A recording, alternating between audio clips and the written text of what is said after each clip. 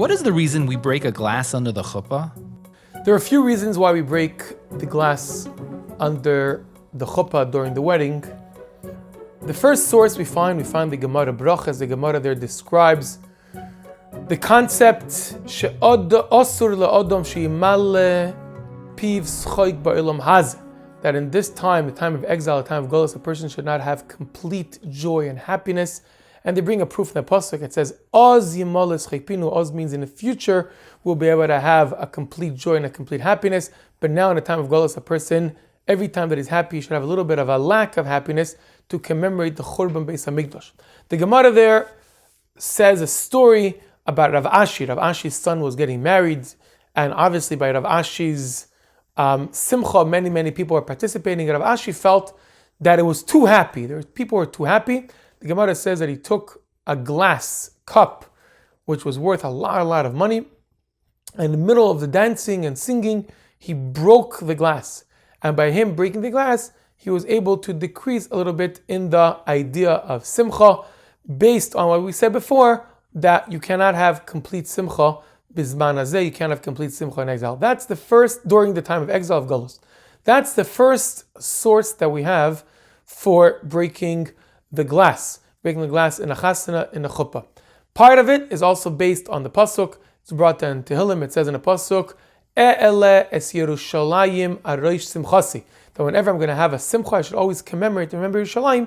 So by breaking the glass, we remember the destruction of Yerushalayim. Dafka, in the time of building a new home, we remember that the general home, the home of the Shechina, the home of Hashem, is not complete, is not built, is destroyed, and that's why we break the glass to remember the Churban Beis Hamikdash. So that's the reason, that's a source. However, there are other reasons for breaking the glass. One reason is brought down in Kabbalah. It says that there's no wedding, no ksuba de leis ba tigro, that there isn't something that has to go a little bit wrong by it. And the reason is, being that it's such a time of kedusha, of holiness, of completion, and of simcha, that the other side, the tzad shekeneged sitra achra, wants to also have a little bit of a part. And that's why by every single wedding, something usually goes wrong, something a little bit, there's some kind of a discomfort that happens, because the sitra achra wants to also have a part of it.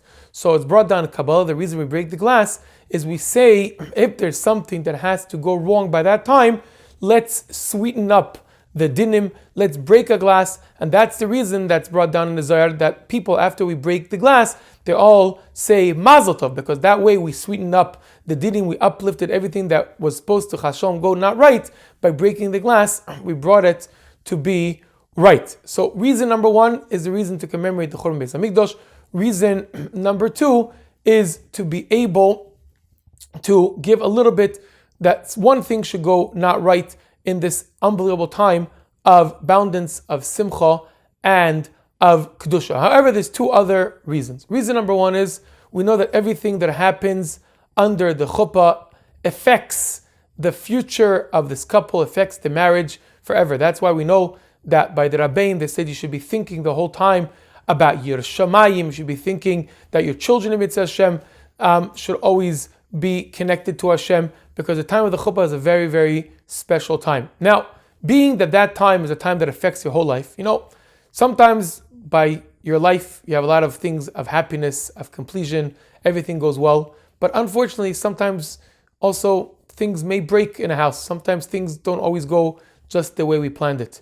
And the thing that we wish the Chasin Kala is that even if something goes not so right in the house, just like here, after breaking the glass, we all know how to wish them a mazel tov and be happy about it. The rest of their life, even if things don't always go right in their eyes, they should have the power and the ability of smiling and joining with a mazel tov, knowing everything is from Hashem, everything from above. Ve'hakoil letoivo. Last reason is the reason that the Chasin Kala, when they enter the chuppah, they're each a half an entity, a half an neshama. And when they walk out of the chuppah, it's not me, it's not you, it's us. It's them being together, it's them being united. And Chachamim said that the first thing they should be doing before walking out of the chuppah as us, as together, is remembering those that still didn't have the zchus and the ability of joining this simcha. That's why, right before they take their first step out of the chuppah as a us, as a together, as a united entity, and a bounded neshama, they first stop for a second and think about those that still need a Yeshua, that still need a refuah, that still need some kind of a blessing from Hashem. And being that we know that in Yiddishkeit, the last moments of every single thing are the holiest moments, the culmination of everything, just like the last moments of Shabbos, Shal Shudas is Raiva de Choraivim, the will of all wills. The last moments of Ne'ilah, of Yom Kippur, are the holiest moments, just the same way the last moments of the Chuppah comes to a culmination of all the brachas that they were blessed with.